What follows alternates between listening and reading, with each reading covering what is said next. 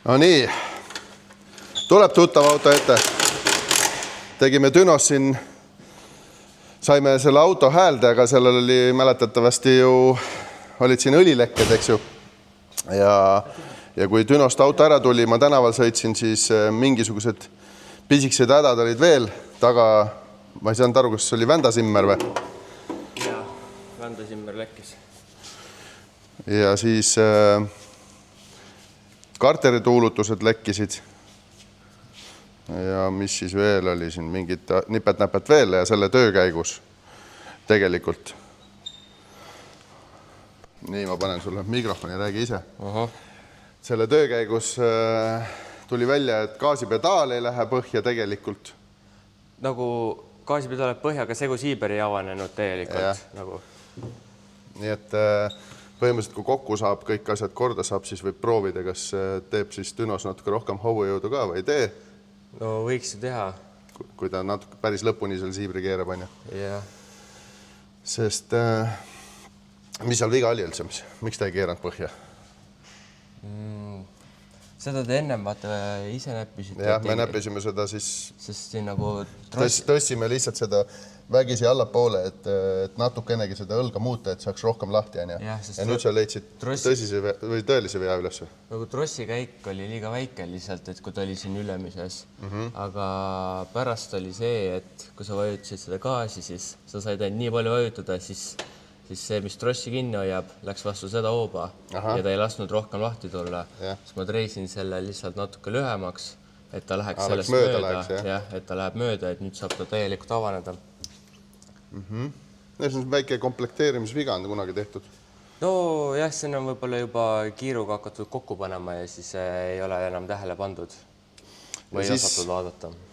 Lisaks sellele oli siin see häda ka, et siin roolikarp lekkis, aga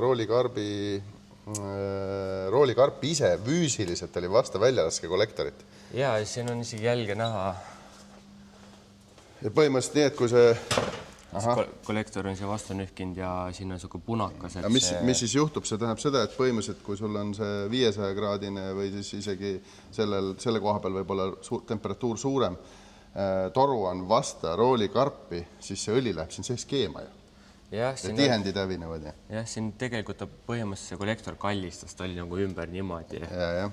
Tegi kõik selleks, et see asi siin üle kuumeneks. Ja sellepärast siin oligi see tohutu lekke, sest kõik need tihendid oli lihtsalt ära põlenud.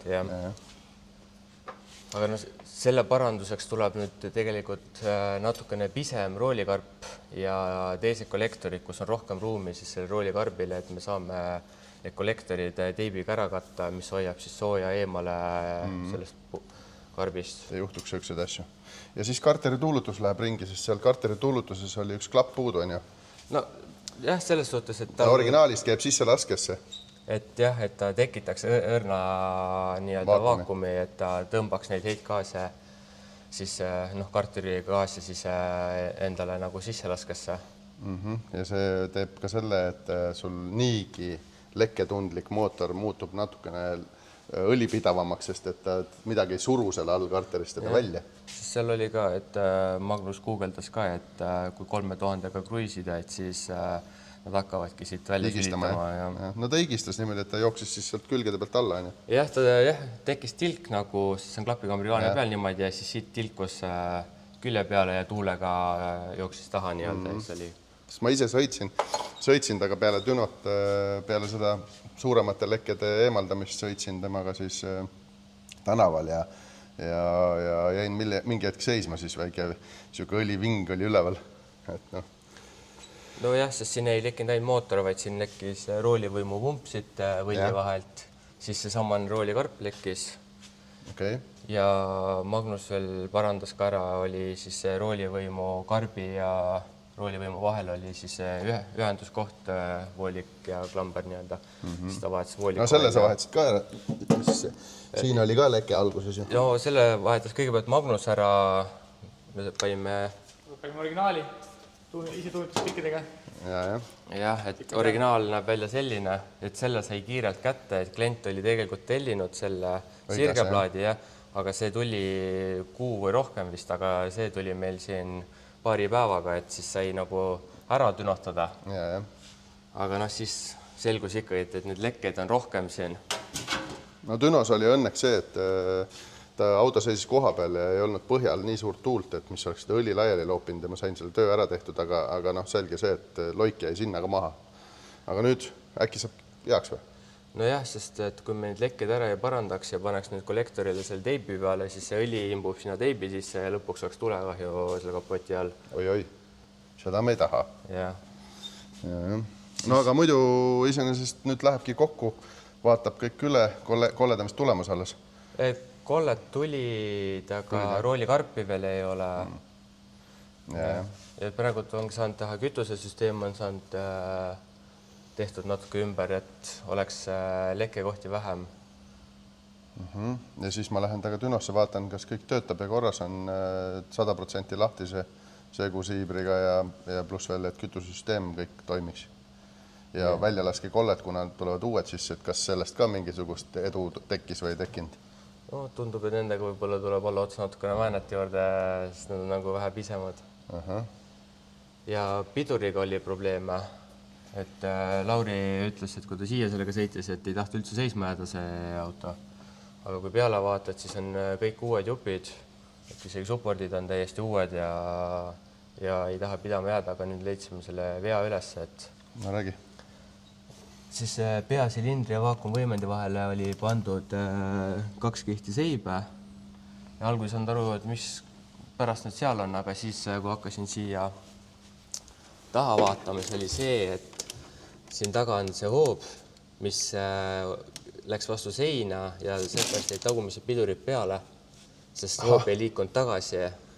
Ja siis sellega pandigi siia seibid vahele, et nii-öelda lühendada. Et seda eemale tuua, jah? Jah, et seda võlli siin sees, mis lükkab või varrast nii-öelda lühendada, et pidurid peale jääks. Aga see oli ka siis see, et sa pool pidurit vajutsid tühja ja siis alles hakkas nagu võtma midagi, aga siis oli ka juba põhjas see pedaal. Et õnneks sai leitud see, sest siin ma algul mõtlesin, et õhk on sees, et siuke pehme on. Tegin isegi adapteri siia, et nii-öelda seda õhku välja suruda. Et meil on siuke masin, nagu millega saab tekitada ühe paari rõhku siis. See sai sinna peale pandud, aga sellest kasu ei olnud siis. No, diagnoos pandud. Siis lõpuks sai ikkagi leitud. No vaat, väike õppetund. Kui te midagi külge panete või midagi ehitate, siis tehke endale töö põhimõtte 100% selgeks. Sest kui sa selle veaga selle auto kliendile annad, siis ei ole klient rahul ja ei saanud ka auto hea ja pärast tegelikult kokkuvõttes ei tea keegi, mis probleem on ja nüüd siis õnneks siis Kasparile vähe rohkem hoidu leidis selle vea ülesse ja siis kui auto on koos, siis ma lähen testin ära ka su selle teooria. Jah, no praegult ma pedaali enam põhja ei suutnud vajutada. Enam läbi ei vaju. Et jah, aga noh, vaatame, mis ta töötava mootori kui vaakumvõimendi ka järgi tuleb, et kas siis hakkab pidurdama. No tere hommikust! Tere hommikut, jah! Muidu ei tea, mille pori koobas on või? See juba oli siin peal kirjas. Seda autot vist on päris palju igal pool remonditud.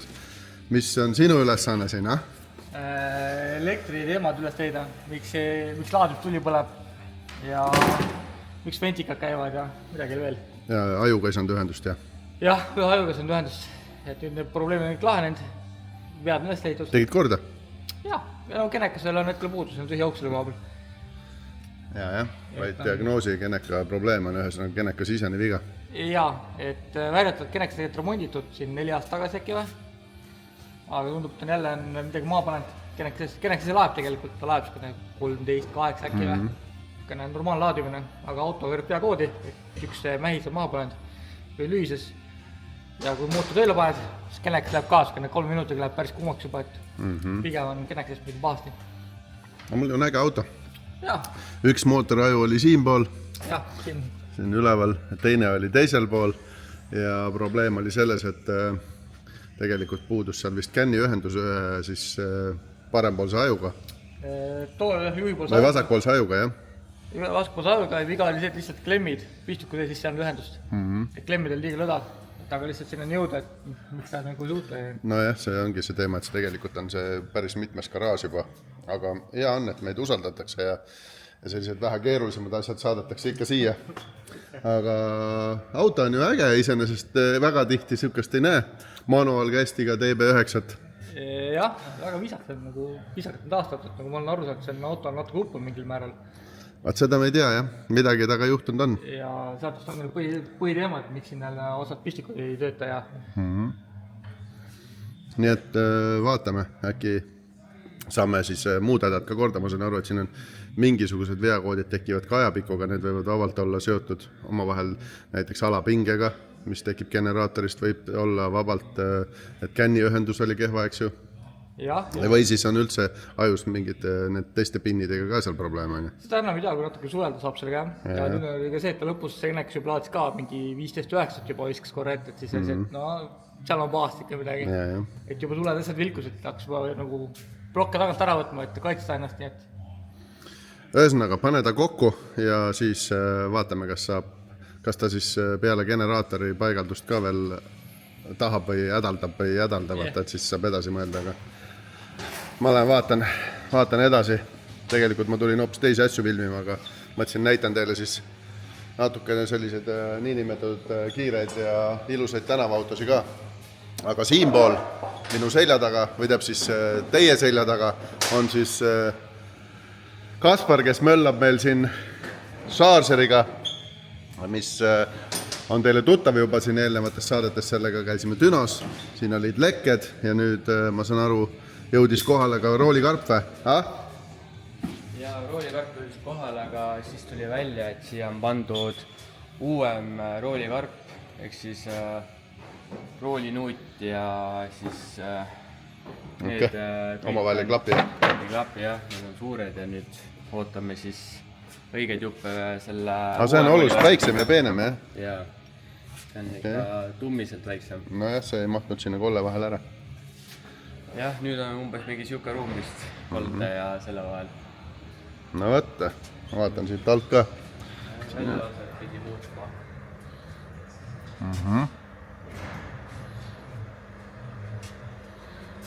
No, mis seal ikka? Loodame, et saab hea. Loodan, et ikka saab, jah. Ise et optimist? Jah. Palju vaeva on nähtud, siis ehk midagi muutub ka. Jah.